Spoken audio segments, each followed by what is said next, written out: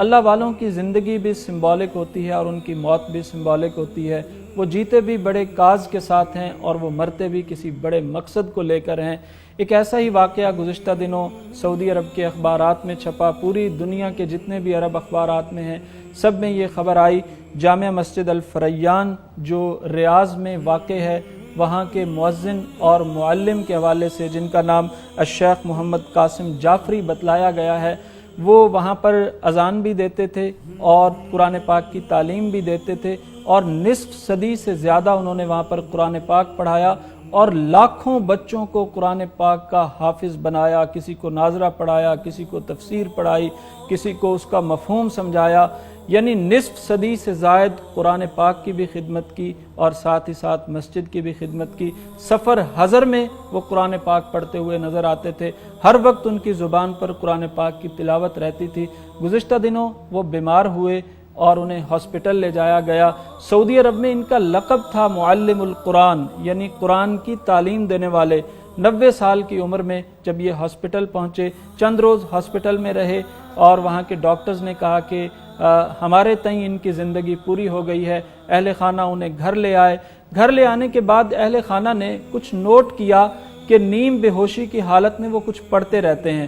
جب انہیں ہوش آتی ہے تو وہ صرف اتنا کہتے ہیں کہ مجھے وضو کرا دیا جائے۔ انہیں وضو کرا دیا جاتا ہے اور اس کے بعد یا تیمم کرا دیا جاتا ہے۔ تو جب بھی جس نماز کا وقت ہوتا، فجر، ظہر، عصر، مغرب، عشاء، ایون تہجد کا وقت بھی ہوتا، تو ہم دیکھتے کہ ان کے لب ہلنے لگ جاتے۔ وہ اللہ اکبر کہتے، وہ سمیع اللہ لمن حمدہ کہتے، وہ سبحان ربی العظیم کہتے، وہ سبحان ربی الاعلیٰ کہتے، وہ الحمدللہ پڑھتے، وہ قل هو اللہ احد پڑھتے۔ یعنی جو ہی نماز کا وقت ہوتا، اللہ تعالیٰ کی طرف سے ہی انہیں جو ہے وہ کوئی ایسا الہام ہوتا یا کوئی ایسی چیز ان کے دل پر یا ان کے کانوں تک پہنچتی، وہ لیٹے لیٹے نیم بے ہوشی کی حالت میں قرآن پاک پڑھنے شروع کر دیتے، نماز پڑھنا شروع کر دیتے۔ ایک ویڈیو ان کے کسی رشتہ دار نے اپلوڈ کی، پوری دنیا تک پہنچی، ہم نے سنی، ہم تک آئی، اور میں آپ کو دکھانا چاہتا ہوں کہ دیکھیے کہ اللہ والوں کی زندگی کیسے ہوتی ہے۔ ان کی موت سے چند لمحے پہلے کی یہ ویڈیو ہے، لیکن وہ نماز سے غافل نہیں ہے۔ ملاحظہ فرمائیے۔ سمع اللہ لمن حمده ولك الحمد اللہ اکبر سبحان ربی العظیم سبحان ربی العظیم سبحان ربی العظیم اللہ اکبر الحمد رب العالمین الرحمن الرحیم مالک یوم الدین الصراط المستقیم صراط والله آمين بسم الله الرحمن الرحيم قل هو الله أحد الله الصمد لم يلد ولم يولد الله أكبر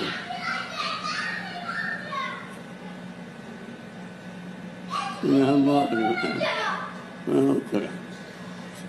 زندگی کا جو سفر ہوتا ہے نا، آخری لمحہ اس کا فیصلہ کرتا ہے کہ آپ نے سفر کیسا طے کیا ہے اور آپ کی زندگی کے مقاصد کیا تھے، اور آپ کس طرح سے زندگی کے میدان میں کیا کیا عمل کر کے آئے ہیں، وہ سب انسان کے سامنے آ جاتا ہے۔ اور رسالت مآب صلی اللہ علیہ وسلم کی وہ حدیث بھی کہ انما الاعمال بالخواتیم، جو زندگی کے آخری لمحے ہوتے ہیں، جب سانس کی ڈور ٹوٹ رہی ہوتی ہے، اس وقت کی جو آدمی کی کیفیت ہوتی ہے وہ بتلا رہی ہوتی ہے کہ سارا سفر کتنا تھا، کیسا تھا اور کیا کر کے آیا ہے۔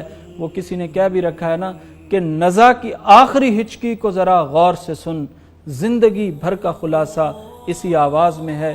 اور ان شیخ کی وفات پر ایک عربی اسکالر نے لکھا کہ تلک النجوم المضیئہ، یہ ہیں وہ روشن ستارے، اذا غابت غابت معہما اطمینان القلب، جب یہ ستارے غائب ہو جاتے ہیں تو دلوں کا سکون بھی اٹھ جاتا ہے۔ ہم نے ان سے پڑھا، ہم نے ان سے سیکھا، ہم ان سے قرآن پاک پڑھتے تھے، ان کی اذانیں سنتے تھے، آج یہ اللہ تعالیٰ کے پاس چلے گئے ہیں تو یوں لگتا ہے جیسے ہمارے دلوں کا قرار بھی اٹھ گیا ہے۔